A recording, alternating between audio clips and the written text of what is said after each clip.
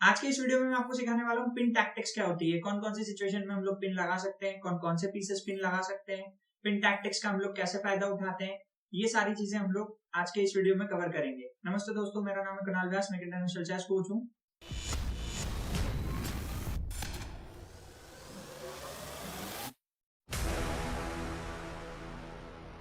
चलिए अब हम शुरू कर रहे हैं टैक्टिकल थीम्स। टैक्टिकल थीम्स का मतलब ये होता है कि चेस में कुछ ऐसे टैक्टिकल पैटर्न्स होते हैं, टैक्टिकल थीम्स होती हैं, जिसके थ्रू हम लोग गेम में विनिंग एडवांटेज या अपोनेंट की किंग की चेकमेट इस तरीके की चीजें फॉलो करते हैं, ये चीजें करते हैं।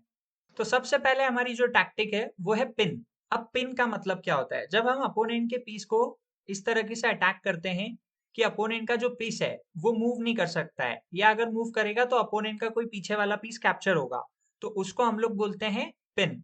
ठीक है, अब पिन बेसिकली टू टाइप्स की होती है, एब्सोल्यूट पिन और रिलेटिव पिन। और पिन के लिए हमारे जो दूसरे पीसेस है जैसे कि बिशप है, रुक एंड क्वीन है, लीनियर पीसेस ही पिन को परफॉर्म कर सकते हैं। और पिन के लिए पीसेस का एक लाइन में होना बहुत इंपॉर्टेंस रखता है, जैसे कि फाइल में होना, रैंक में होना या डायगोनल में होना। तो चलिए अब सबसे पहले हम लोग एब्सोल्यूट पिन को देखते हैं। यहाँ पर ब्लैक ने प्ले किया NG5। अब यहाँ पर क्या हुआ, किंग और नाइट दोनों एक डायगोनल में आ गए। ठीक है, सो यहाँ पे हम लोगों ने बिशप H4 खेला। ये जो पिन है ये होती है एब्सोल्यूट पिन, मतलब कि कंप्लीट पिन। यहाँ पर ये जो G5 वाला नाइट है ये मूव नहीं कर सकता है, कंप्लीटली पिन है, ये लॉस्ट हो जाएगा, पर ये मूव नहीं कर सकता है। इसको हम लोगों ने बोला एब्सोल्यूट पिन, क्योंकि अगर ये मूव करेगा तो किंग को चेक लग रही है, तो ऐसा हो ही नहीं सकता चेस में, ये इलीगल मूव हो जाएगी। अब हम लोग देख रहे हैं एब्सोल्यूट पिन का एक और एग्जांपल। यहाँ पर ब्लैक ने प्ले किया A5, देन हम लोगों ने प्ले किया D5। अब यहाँ पे जो एब्सोल्यूट पिन यहाँ पर हमने लगाई थी, तो जब हमने कोई पीस को पिन कर रखा होता है तो हमें उस पर डबल अटैक या ट्रिपल अटैक लगा करके उसको कैप्चर करने की कोशिश करना चाहिए, क्योंकि पिन पीस हमने कराई इसलिए कि हमें कुछ एडवांटेज मिले। सो D5 पे NF6 and then D cross C6। यहाँ पे हम लोग गाइस पीस अप हो गए। अगेन एब्सोल्यूट पिन का एक और एग्जांपल है। यहाँ पर ब्लैक ने NC6 गलती से प्ले कर दिया, यहाँ पर किंग और नाइट दोनों एक लाइन में हो गए, सो व्हाइट ने प्ले कर दिया बिशप B5, एब्सोल्यूट पिन यहाँ पर लगा दिया, कैसल करी यहाँ पर, and then bishop cross C6।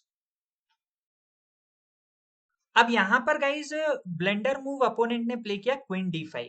Queen D5 की जगह अगर अपोनेंट अगर कुछ खेलता तो शायद हम पिन नहीं लगा पा रहे थे, लेकिन अभी अपोनेंट ने क्वीन D5 खेल दिया तो हम लोगों ने बिशप C4 चल के पिन लगा दिए अपोनेंट की क्वीन को। ठीक है, हमने डायरेक्टली यहाँ पे पिन लगा दी। अगर ये पिन ना लग रही होती तो हम लोग इस तरीके से भी पिन लगा पाते, बिशप C4, लेकिन इसमें किंग E6 आ जाएगा तो अपोनेंट अपने नाइट को डिफेंस कर लेगा, इसलिए हमने डायरेक्ट पिन लगाई। ये लास्ट एग्जांपल है एब्सोल्यूट पिन का। यहाँ पर ब्लैक ने गलती से प्ले कर दिया बिशप F5। अब बिशप F5 पे ये किंग और बिशप एक ही लाइन में आ गए, तो यहाँ पे हम लोगों ने प्ले कर दिया रुक F1। अब यहाँ से हमने इस बिशप को पिन कर दिया, सो अपोनेंट ने प्ले किया G6 एंड गाइस हमने चल दिया यहाँ पर G4, अटैक कर दिया पॉन से। लेसर वैल्यू पीस से हायर वैल्यू पीस पे अटैक करना हमेशा अच्छा रहता है। आपके लेसर वैल्यू पीस से हायर वैल्यू पीस पे अगर आप अटैक करते हो तो वो हमेशा अच्छा होता है। अब हम लोग देखेंगे रिलेटिव पिन। रिलेटिव पिन का मतलब क्या होता है? रिलेटिव पिन मतलब ऐसी पिन है जिसमें पिन पीस मूव तो कर सकता है, लेकिन उसके पीछे वाला जो बैक पीस है वो कैप्चर हो जाएगा। जैसे कि फॉर एग्जांपल यहाँ पे गलती से अपने पॉन स्ट्रक्चर को बचाने के लिए ब्लैक ने प्ले कर दिया क्वीन E7। सो हम लोगों ने यहाँ पे प्ले किया E5।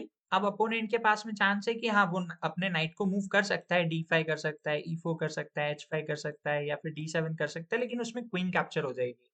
और अगर अपने पीस को नहीं बचाता है, फॉर एग्जांपल नाइट को नहीं बचाता है, तो नाइट कैप्चर हो जाएगा, तो ये पिन हो गया। हाँ, एक चांस है अपोनेंट के पास में, जैसे वो H6 प्ले करता है तो हम लोग E क्रॉस F6 सबसे पहले चल देंगे। अब वो हमारे बिशप को कैप्चर नहीं कर सकते क्योंकि हमने उसकी क्वीन पे अटैक कर दिया है, इसलिए तो हमारा फर्स्ट अटैक है। अगर वो हमारे बिशप को कैप्चर करते तो हम उसकी क्वीन को कैप्चर करके अपनी नई क्वीन भी प्रमोट कर लेंगे।